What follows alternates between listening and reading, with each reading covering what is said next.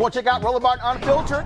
YouTube.com/Roland S. Martin. And subscribe to our YouTube channel. There's only one daily digital show out here that keeps it black and keep it real. It's Roland Martin Unfiltered. See that name right there? Roland Martin Unfiltered. Like, share, and subscribe to our YouTube channel. That's YouTube.com/Roland S. Martin. And don't forget to turn on your notifications so when we go live, you'll know it.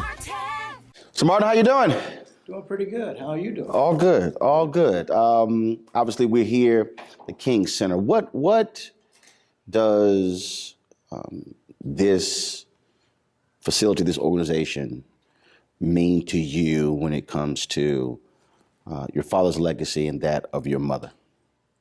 Quite frankly, the King Center was the organization, and is, that my mother founded with family and friends to continue and institutionalize the work of Dad. Perhaps had Mom not done that, we wouldn't be where we are today, because I think people understood the work that Dad was doing, but to understand and evaluate and analyze and continue, it took an institution that was designed partially to teach and train people in nonviolence, teaching us how to live together without destroying either person or property.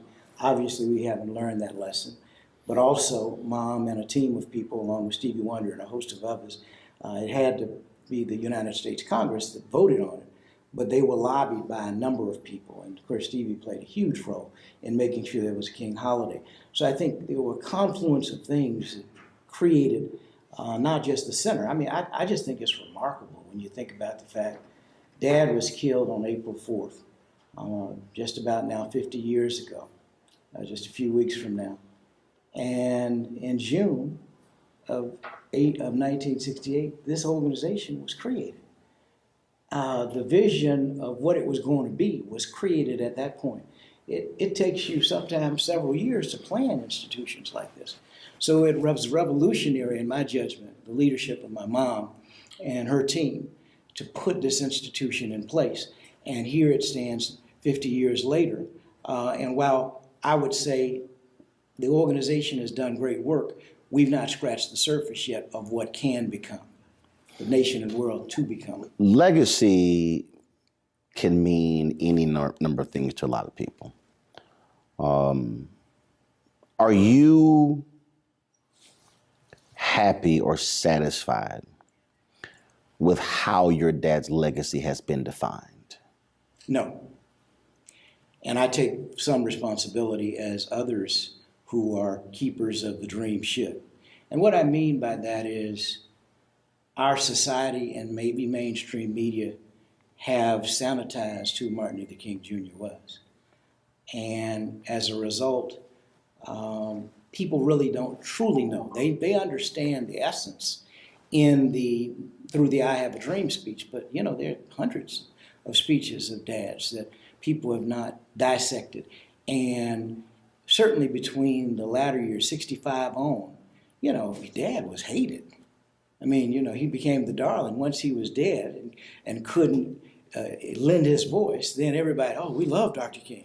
But in his life, people hated him, including people in our own community. Now, part of that responsibility is we've not done enough, meaning the center, meaning the family, meaning the bearers of the dream, but all of, I mean, we can and we must and we will do better, because we've got to find a way to make Martin Luther King Jr.'s message relevant to current crisis that exists. I mean, we can just take the example of this tragic shooting in Parkland, Florida, just a few days ago. Dad used to tell us we must learn nonviolence or we'll face non-existence. Well, you know, when you look at the crisis in North Korea and other things, I mean, if we don't handle these conflicts correctly, it's over. And I don't even want to sound like Dick. You know, I heard you interviewed Dick Gregory. And you kept trying to ask me, what does that mean, Greg? What does that mean? It's over. It's over. Well, I don't mean it in that way. What I mean is, yes, if we don't take some proactive steps, then yes, this world could be destroyed. I believe there's a great amount of humanity in the human being.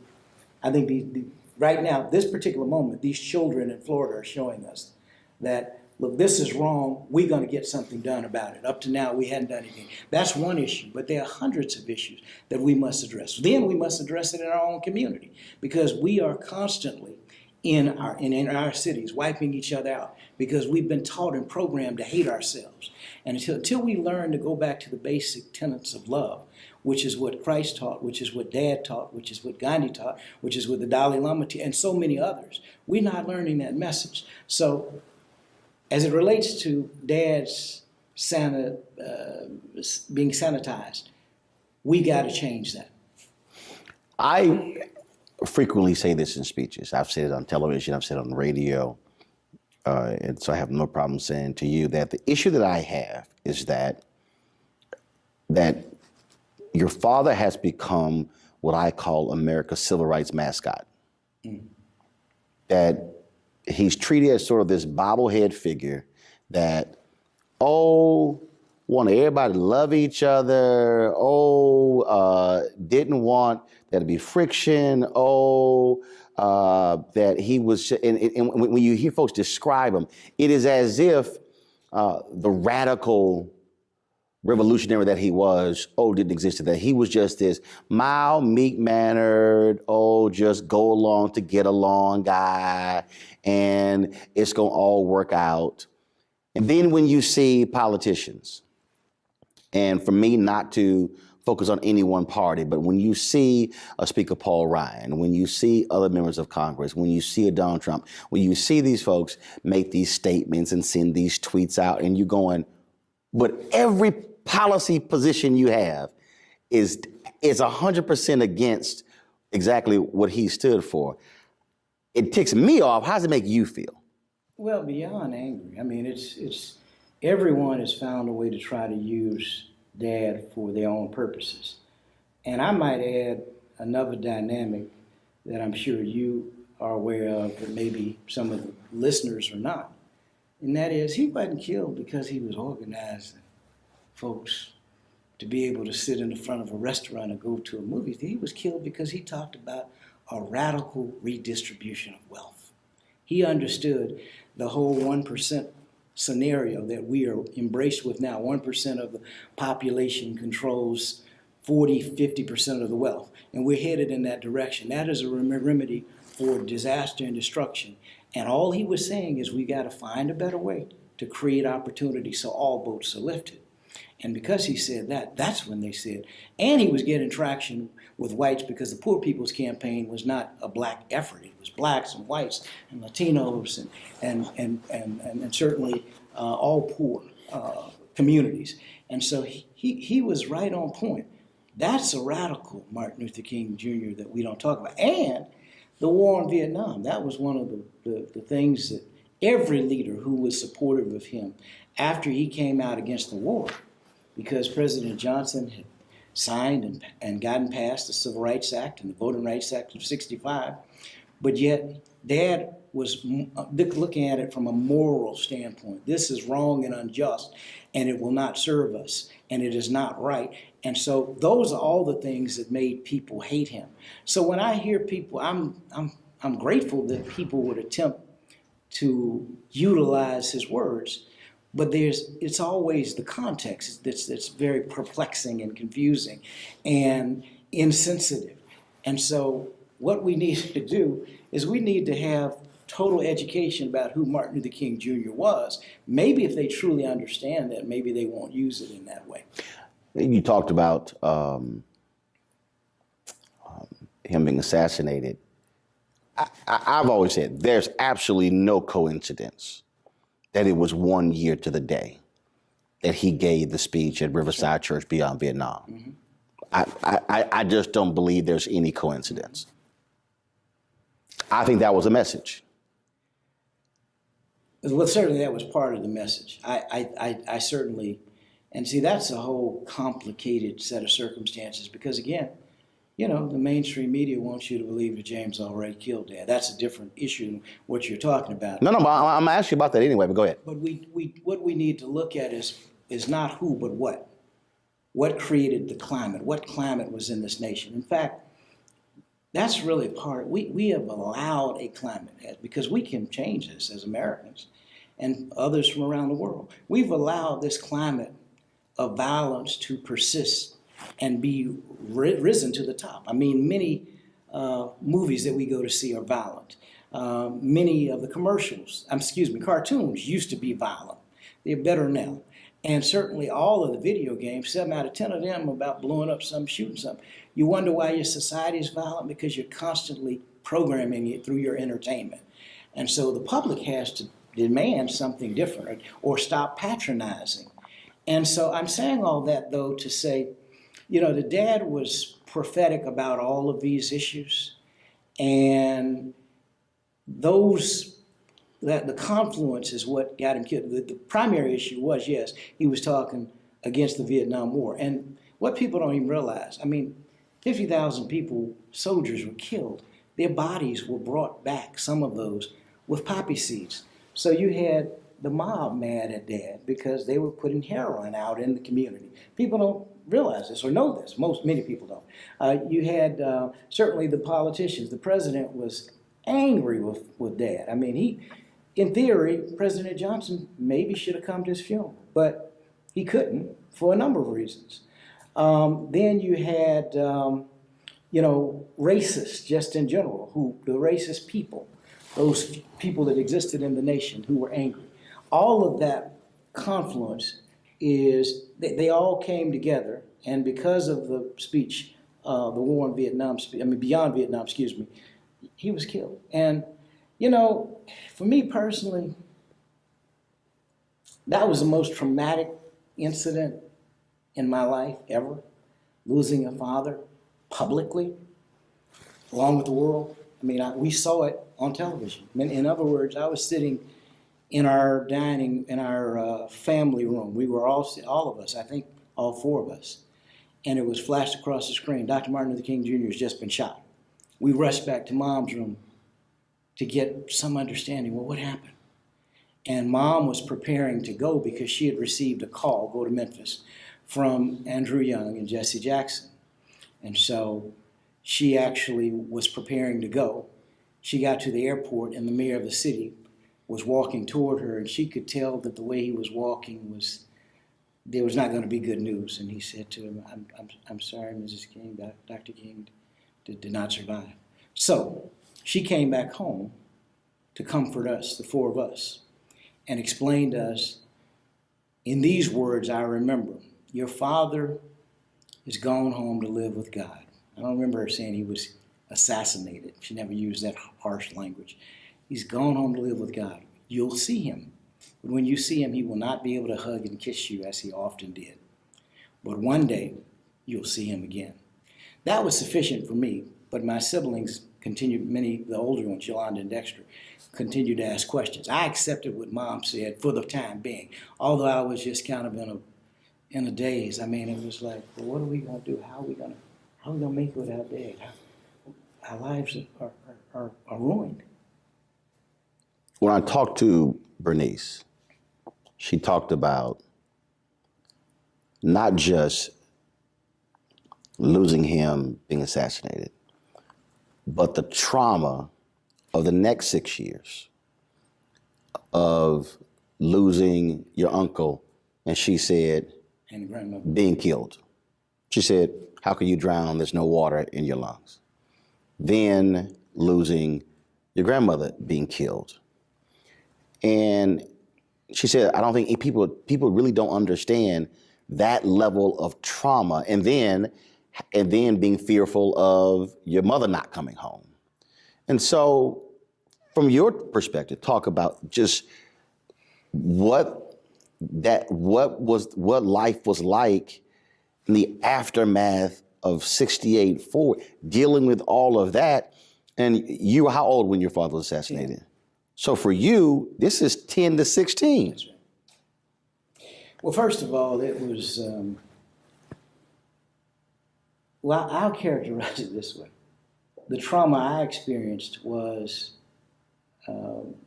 after Dad was killed, then Uncle A.D., in June of 69. And I believe I always saw these notices on television, interrupting the TV. We got to stop. And that was the trauma And So breaking news. breaking news. And that's what happened with my grandmother as well. So for many years, I was like, every time breaking news, oh God, there's something else happening in my family. That's the first instinct that happened. It took me a long time to get over that trauma, that there's not something happening with my family, because it always was a public issue. And I don't know how we recover over time. You do recover. But trauma is something major. And certainly, the public probably doesn't even, the majority of the public has no idea. Certainly not even about my grandmother. There's some who know about my grandmother, but many don't. And they certainly don't know about my uncle. And I just thought he was a great swimmer. So for him to just mysteriously drown was always a perplexing question to us. We always wondered, there's got to be more. And he had been trying to get to the truth about his brother's death. So again, people didn't know that. Did you, Bernice talked about openly, seeking professional help? Did you seek that out? Because that's a lot for a young person. I did not, and I don't remember. I remember some counseling sessions, but it certainly was not enough. You know, in the African American community, we always thought when you did that, we were crazy. You were crazy. I mean, that was a marking. Mm-hmm. The reality is some of the greatest leaders in our world have always had counseling, and that's what helps them to become even greater. So I wish that I had more. I didn't. I had some limited counseling, and I think we as a family, now maybe later on, each one of us may have sought additional assistance, but I never did, and I wish I had, quite frankly. Earlier you mentioned James Earl Ray. Your family was very vocal in not believing that he was the assassin. Andrew Young, and I believe, was it Dexter? Dexter was who went to see him and interviewed him, and it was recorded. That's correct. Of course, that was a congressional commission. Louis Stokes was a chair of the Assassination Commission, Walter Fauntroy. When I think back to April 4th, Andrew Young talks about the bushes right across the street, and then the next day, all of a sudden, they're removed. And you would go, wait a minute, a crime scene altered by police?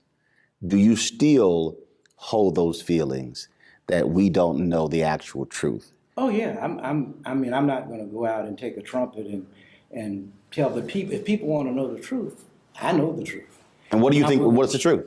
Well, the truth, quite frankly, is that there was a serious conspiracy. We, through this trial, we had a trial, a civil suit against Lloyd Jowers. I believe it was in 98 or 99. Mm-hmm. And that suit brought 70 witnesses, over 70 witnesses, who testified and corroborated everything that had happened. So what I believe, or what I know, not believe, is that there were a confluence of a number of entities involved, from the federal government to local leadership in Memphis. And, you know, that's a whole show by itself. So I don't really want to focus on that. Again, what I want to focus on is the symptoms in this country that created this tragic event. And if our nation had been embracing and listening to what he was saying, the ideals, and going back to something else you said, I think we idolize Dad, but we are not living up to the ideals, as my wife often says. When you idolize something, you can put it on a shelf, and you dust it off every time there's a King holiday, or you dust it off on April 4th, and you feel good about we're doing this. But it's really living the ideals that he wanted us to embrace. And we are nowhere near there at this time. There are individuals who are embracing them, and some communities. But by and large, our nation has not embraced his ideals. And so that's the bobblehead thing that you talked about. We idolize him, and we sanitize him. But we are afraid of the revolutionary king in one sense. And what I mean by that is, when you start talking about redistributing wealth and resources, number one, people feel like, well, you're going to take my money? What does that really mean? How does that work as it relates to capitalism? We made all this money off the backs of various people, and now we have to give it up. All he was saying is money had to be spent in a different way. Because quite frankly, and the other thing, he was talking about a living wage in 1968. We're still trying to get 67 all through that period, 66 on. And we're still trying to get the minimum wage raised. I mean, that's great, but the minimum wage is not going to create the opportunity for people to live. In a country with a $20 trillion plus economy, there's something wrong with this. You had started an initiative and want to know what's the status of that, where you went around the country and was looking at Martin Luther King drives, and saying how, for the most part, they are largely in black neighborhoods. People use it as a negative, that when you say MLK Drive, folks think crime, downtrodden. Status of that initiative, and what would you say to black people where there's an MLK Drive? Well, and what it looks like and what it represents? The first thing is, it's up to us as a community to tidy up what we value. I mean, you know, Martin Luther King Drive maybe should be the way that we value some of our cars. I mean, if you live in the worst conditions, but when you bring a certain kind of car into the neighborhood, people not gonna mess with it, particularly if they know who, you know, some certain people own that. People will steal. That's a different discussion. But by and large, there's respect for that vehicle. We need to respect our neighborhoods, our communities that are Martin Luther King Jr. communities in that same way. And the other thing that we've got to do as it relates to that initiative, the initiative is, I won't say stalled, but it is not moving forward the way I would like to see it moving. I'm not leading the initiative. I was a part of a group that was discussing ways to address it. I believe it still can be done, but one of the things we have to think about is black folks spent $1 trillion last year. Over $1 trillion, in fact. Now, we have, 15, 20 black banks? Not one of them has $1 billion. Not one. Collectively, they may only have just a few billion. My point is, if we had 10 banks and we had $100 billion, 10 billion in 10 banks, we could dramatically change our community because we could provide loans for entrepreneurship, we could build better schools, we could build more businesses, and we could build more housing. And so to some degree, there's an educational process that has to take place in our own communities. I think that's where it starts. I think we need not a strategic plan. I think we need an African-American think tank, not just the Joint Center for Political Studies, which used to do some good stuff and may still be doing some stuff. But we need something like a Brookings or a Hoover or these great institutions. Everything that Reagan did was planned by the Hoover and Brookings Institute many years ago. We should have had something around the African-American community that was designed, I mean, where you pay people $150,000 just to think. They don't have to worry about it. I mean, when you don't have to worry, I mean, we're stressed out. Our adrenals are blown up as a community because we are overstressed. We're overstressed with racism. We're overstressed with just trying to make ends meet. And the society and climate has been created. So we've got to find a way to relax all of that, to peel all that back, and then to figure out how do we build bridges to lift up our communities. And I'm convinced we can do it. We have not up to now, but we can. Obviously, there is so much that happens annually around your father's birthday. It's going to be a lot that's going to be happening around April 4th. They're expecting 50,000+ people to come to Memphis. Journalists from across the world are preparing to be there. You mentioned earlier idolizing. What do you want people to know before they come to Memphis, and what they should be doing when they leave after April 4th? I think the first thing that I want people to know and understand is this is a huge milestone, commemoration in the history of this nation. but we have to quadruple our efforts in embracing those ideals of Martin Luther King: freedom, justice, equality, righteousness. I mean, we've got to drill all the way down to the very basics. One of the things that happened, as you certainly are aware, the progressive communities and others helped to elect President Obama and then sat down. The right wing never sleeps. Every generation, Mother used to say, has to regain its freedom. That means that we should have never sat down, even during those 8 years. We should have been helping, and the president asked us to help him. President Obama asked us, but we didn't do anything. But there were a lot of people though. But he asked us to help, but there were a lot of black folks who said, they wanted no criticism, they wanted no critique, they wanted no push. I literally sat with numerous people, folks with multiple degrees, who said, no, we can't, the brother got a lot on his plate. We shouldn't ask for anything because white folks may not vote for him. And so he got to get a second term. And I literally said, wait a minute, are y'all actually saying that some white folks you don't even know are keeping you from asking for a return on your investment in terms of your vote? And folks said yes. And civil rights leaders, I've sat with many of them, they said we could not make any demands because our own members would say, how dare you, what are you doing? And as a result, the president knew. And I've talked, look, people get mad at me all they want to. He made it clear, y'all can say whatever you want to, they gonna always be with me. So we had this confluence of events that we just happy you're there. That is absolutely true.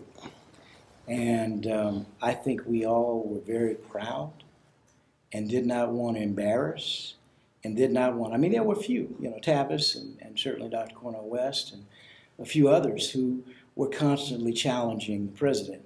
Most were embracing and lifting him up.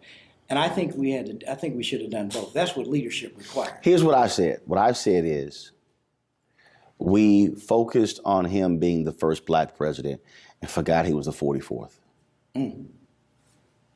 Well, that's very powerful. And I might add, every other president delivered for people. Bill Clinton delivered for a number of folks in the African-American community. Every other president, President Bush delivered for some black folk, but delivered for his base. And the presidents go on and on. That's always been the case until President Obama, where there was no expectation that he's going to deliver for the African-American community. And that's our fault. You can't blame white folk for that. That's us. We did not do what we were supposed to do. So we got a President Trump, and it has created a condition very interesting. As much as we dislike much of what he promotes, it is causing a mobilization that we've never ever seen of people coming together who would not have come together had it not been. And I'm not suggesting that it's good. The good part is it's happening. Right. The bad part is that we allowed him to be elected. Well, and that's the thing that I'm gonna come back to that point, but something that struck me when I thought about, and Bernice and I talked about it, when I think about your father's book, Chaos or Community, Where Do We Go From Here? When he talked about, he said there will be many of our white allies who will not be with us. It's the moderate white that we should be concerned about. And I guess the problem for me is that America has only provided us elements of freedom when they were forced to. It's the problem that, all of a sudden folks are mobilizing because of the rise of Trump, as opposed to, no, you mobilize and organize to make sure that doesn't happen. See, now you're forced to, but had you done that, you wouldn't be in the situation that you're in. Are you hopeful that people will realize that you can't be reactive?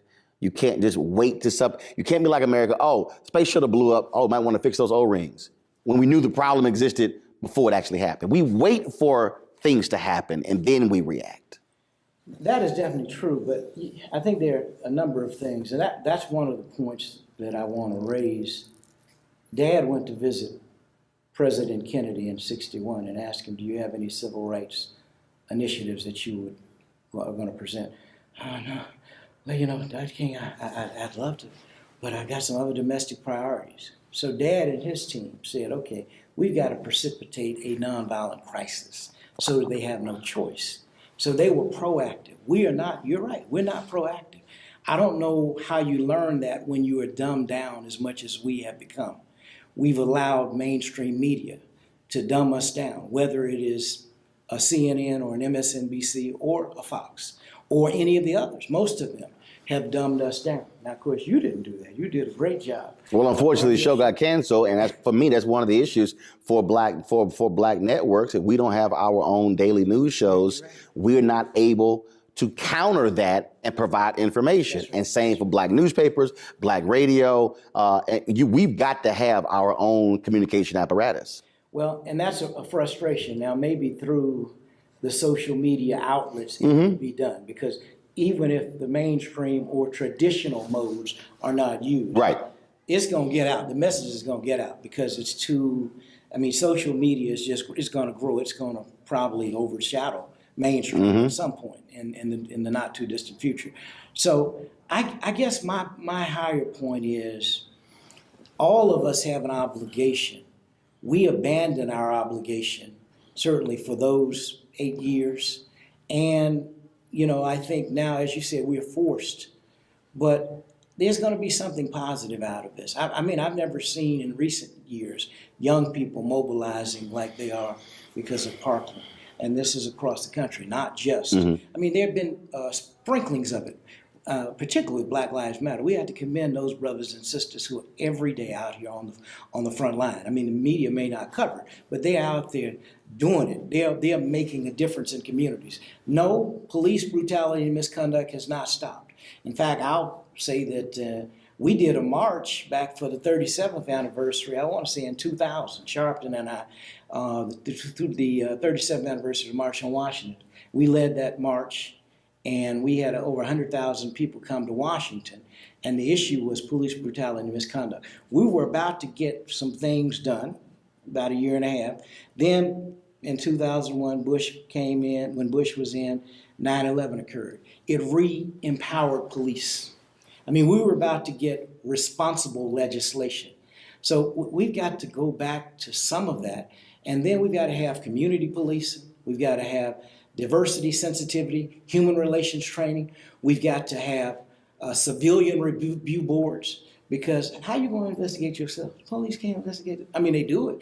They have these internal affairs divisions, but that's still investigating self. We need independent review. That's why citizen review boards who help to make those decisions will begin to change some of that. And the final thing is that, you know, maybe we need to start filing some major suits against these departments.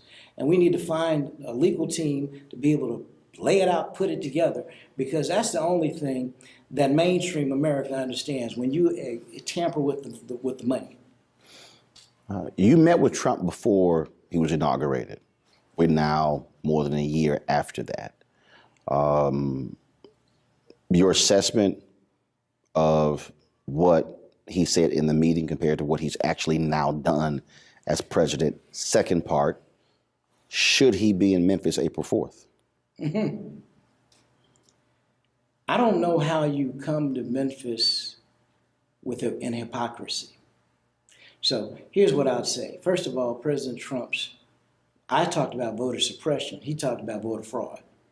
Two different issues. There's no voter fraud. His fraud commission blew up. There's still been voter suppression all over the country, and that's going to be one of the greatest concerns about next year, because the Republican governors and legislatures have drawn the lines in such a way that it makes it difficult for communities of color and gerrymandering students and seniors to vote because they don't have the right ID. So that's a concern. The point is, what I had hoped to happen, because he said the idea that I had, which was about an ID, that sounds like a good idea. Let's talk about it when I'm actually in the Oval Office. He had said he wanted us to come. I didn't really I was hoping we would, but I wasn't sure that it was going to happen, and it hasn't. And secondly, I believe fundamentally that you have to always appeal. Somebody's got to be talking to this president. Well, here's the deal, though. Okay, so if he said that, and he has not had a meeting with civil rights leadership At all.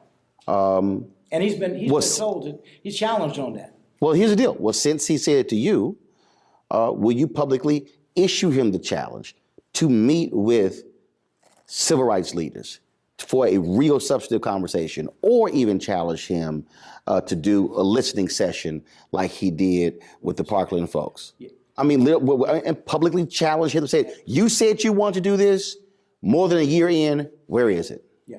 Oh, absolutely. I'm certainly, I'm all in and want to be a part of pushing that and hopefully getting it done, because it can't just be, and it has to be serious. There's, you've spent a large amount of time, consciously or unconsciously, dividing America, and the president should be finding ways to bring people together. Now, this Parkland issue, this tragedy in Parkland and in Broward County and at Douglas School is one issue, but there are a myriad of issues that have to be addressed. And it is imperative that soon he sit down with the civil rights leadership, in my judgment. And hopefully this issue, the Parkland issue, will make it easier. But here's where we are. This is the 50th anniversary of the sanitation workers' strike. Mm-hmm. The 50th anniversary assassination of your father. 50th anniversary of the Fair Housing Act. And then, of course, you have Secretary Ben Carson issue an edict where cities did not have to submit their plans on how they would end segregated housing, giving them that waiver from an Obama-era role. The 50th anniversary of the Poor People's Campaign. The 50th anniversary of the Kerner Commission report on race riots. And we have a president who will not sit down with civil rights leadership, will not sit down with black media, and you have these huge different events, and it's kind of like whatever. And that to me, and I've challenged him directly and his administration as well, made the request to him. I'm saying you have got to sit down with these constituents. If you want to say you're the president of everyone, you've got to sit down with these folks. But there's no question about that. And I think you're absolutely correct in relationship to not only has it not happened, it seems like it's a distant hope. But when he continues to do some of the things that he does, it makes it very difficult for leadership to even want to engage. That doesn't mean that somebody shouldn't. That just means that you understand the difficulty. In other words, but from your point, shouldn't they engage? Here's what I say. Here's what I say. When he had the cabinet there, and they were all around the table, and he kept the cameras there, and they were all praising him. This is what I say. I say, fine, we meet. Leave the cameras here. Leave the cameras on. Make this an open discussion. Let America be a part of, like when President Obama had the healthcare deal. No. Let's have an open conversation. Civil rights leadership, president, open, so they can hear the dialogue. That is ideal, and it's real, and it could happen. But it only happens when we are organized. Mm-hmm. If you understand what I got it. I understand. Like I said, we spent $1 trillion. Where did we spend it and why? Because we wanted something to make us feel good temporarily. So if we decided as a community, okay, I'm going to exercise my buying power elsewhere. I'm going to stop doing this. I'm not advocating a boycott, but I'm saying sometimes you have to take extreme measures to get results that you want. I just asked you, April 4th, should he come? And if he does come, what should he learn? Should he be in Memphis April 4th? I don't know if I can answer that. I think he'd have to come in a totally different spirit, in a totally different vein. I mean, he would have to if he had some revolutionary announcement to make, yes, maybe, that he as the president was going to do, that addressed workers' rights, that addressed poverty, that addressed a lot of the serious issues. Yes, that would make sense. So you're saying if he doesn't? If he's going to come with the same, you know, right. For what purpose? I mean, what is he going to say? In theory, yes, the president should be there, whoever the president is at this particular time.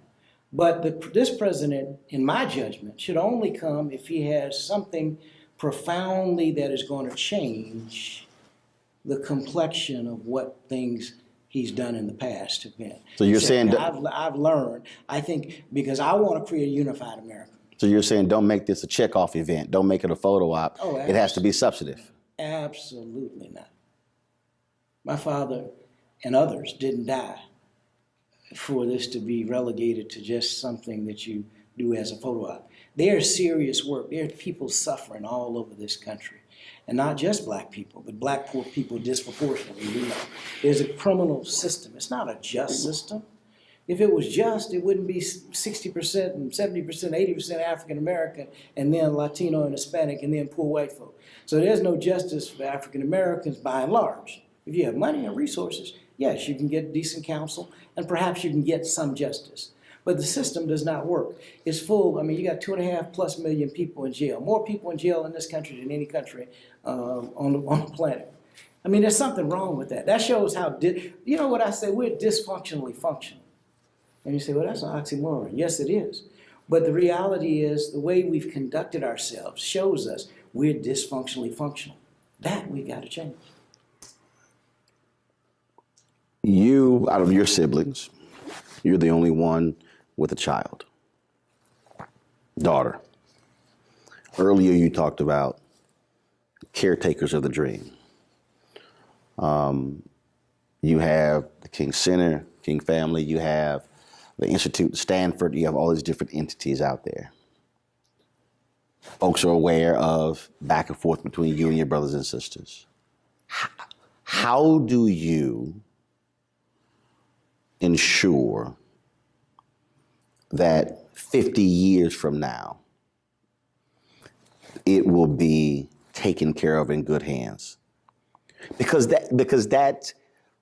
for black folks, and obviously even America and the rest of the world, who tells the story and how the story is told is even more critical than it just being told. Because it can become some other sort of narrative. Well, how do you ensure that? Well, I can say as it relates to our daughter, my wife and I are instilling values in her. She may decide, I don't want to do this. But the hope is that she will be willing and want to take up the mantle. Just knowing who she is. Let me share this story. And this is unprompted. A couple of years ago, we went to Washington. The president invited us to the White House, President Obama that is, to see the bust of Dad, because we had heard it was there, but we had not seen it. Got to see it before he left. It was a little late, but nevertheless, we got to see it. So I told her, think about some questions you want to ask the president. Now, this is over 2 years ago. You know what her question was? She was probably 7 years old. Mr. President, what are you going to do about these guns? I see my children getting killed. Now, this is a long time before Parkland. A 7-year-old kid, Martin Luther King Jr. and Coretta Scott King's granddaughter, and Martin Luther King III and Andrea Waters King's daughter. That's one of her first questions.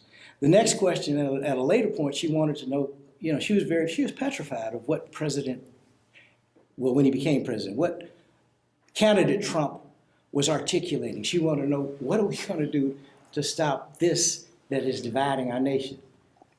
Now, that's not a question I told her or my wife told her. This is what she was thinking about. At 7 years old, I wasn't thinking about no guns. I was like, oh, I want to go play. So to me, there's great hope in young people. How did President Obama respond? Did he give it look like, initially, she's 7? Yeah. Initially, he's tried to give a little, well, you don't have to worry about that. And she kept looking at him like, what do you mean? And eventually he had to develop an answer. He said, look, we're working with Congress, we're going to do all we can to make sure that you and all children are safe. So he came around to an answer that she accepted.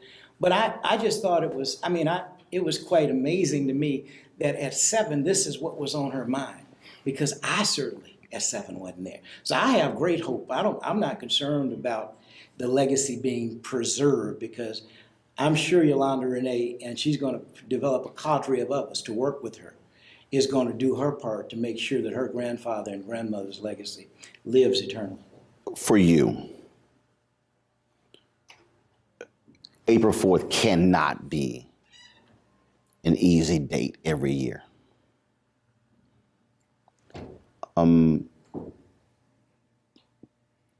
How do you deal with that? Well, let me just tell you what I have.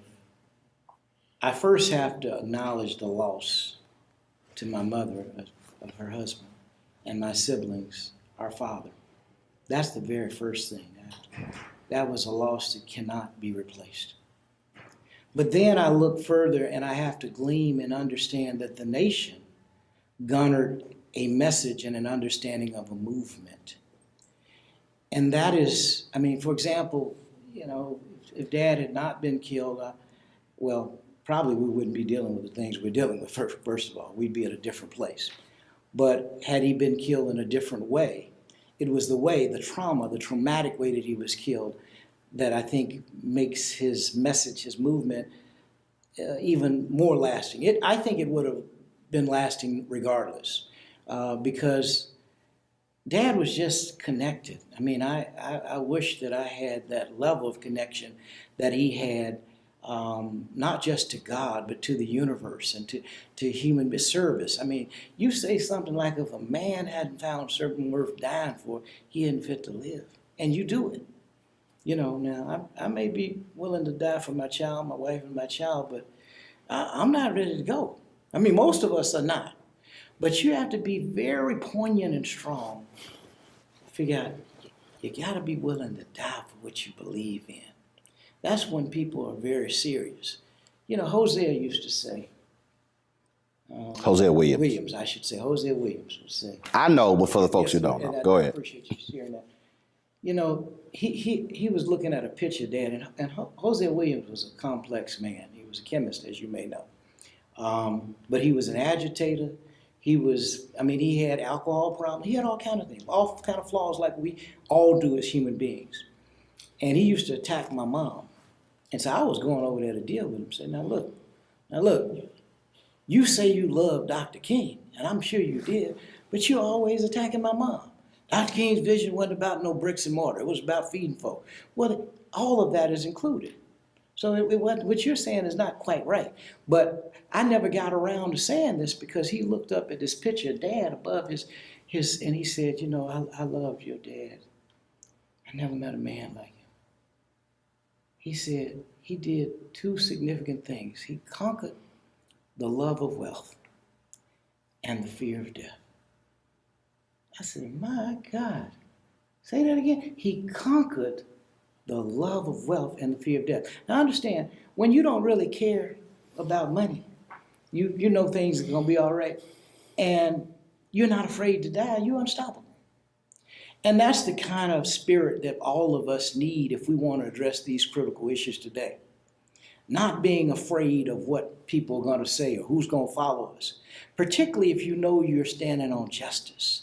You're standing on the shoulders of great individuals, because we've had great people in our nation's history and world. It didn't start with Martin Luther King. Martin Luther King Jr. certainly was one of our greatest of our time. But there have been great people going way back who did things with nothing. You go back to think about Harriet Tubman, who said she could have freed more folk if they knew they were slaves. We've had some, think about Frederick Douglass. The list goes on. Du Bois, Booker T. Washington, and the list goes on and on of so many. And the inventors. And that's, we don't really, as black people, honestly, we really don't truly realize who we are. We don't realize we were kings and queens and that civilization began on the African continent. Most of us don't realize that because we're taught negatively. Now, I don't know what Black Panther is going to do, the movie. to change some of that, because this has never happened. We've never had an almost all black African cast that is charted all past the numbers. I mean, that's phenomenal, quite frankly. There was so much drama, anger, confusion after your mother's funeral, revolving around Harry Belafonte. Mm-hmm. I interviewed you, the Chicago Defender at the time, about that as well. Mm-hmm. And there were a lot of hurt feelings for a long time. But we were at Sharpton's conference last year in 2017, and Harry Belafonte was being honored. Mm-hmm. And he publicly forgave you and the family. Had y'all previously talked about that, or did that catch you by surprise? And what were you feeling when you heard him say how it was important that be done? I don't want to say I was totally surprised. We had not spoken, period, recently. But I've always had incredible respect and love for him because I know what he went through. I know that he brought entertainers and other celebrities to the table throughout the movement. I mean, he and Daddy were close friends. So I knew all that. I always expect, and he always personifies the best from his perspective, which is generally truth, in my judgment, truth to power. That's, you may not agree with him, but he's telling the truth. And I've always respected and admired that in him. And so I've always loved him, even though the conflict had occurred during Mom's funeral. So to hear him say what he said, I called him the next day, and we had a rather, it was a short conversation, but I was basically telling him how much I appreciated him and loved him and what he continues to do at 80 plus, 85 or 6 plus. I mean, he's amazing. And that's the way I see him. And, I was saddened that we went through what we went through. But, I think we're on the right track. I had a meeting with him about 5 years ago, and he talked about addressing it then. He said, look, I don't know how long I'm going to be here. I don't want these issues to harbor. I grew up a little bit with his son, David, and his daughter, Gina, his younger children. I knew Sherry and Adrian. I knew them, the older ones, but I knew David because David and I are the same age, and we haven't really talked in a long time. I'll see Gina periodically. But I just thought that was so powerful, what he did, because only he could do that. I was just there to present the award, and, what it showed was reinforced was the level of respect and love that he had for Martin Luther King Jr. And that generally gets passed on to the family. And he certainly had that. That never got lost, but somehow there was some disconnection at a certain point. And my hope is that we're back connected together. In fact, I'm going to be going to New York soon, and I'm going to reach out to him for lunch, to have lunch.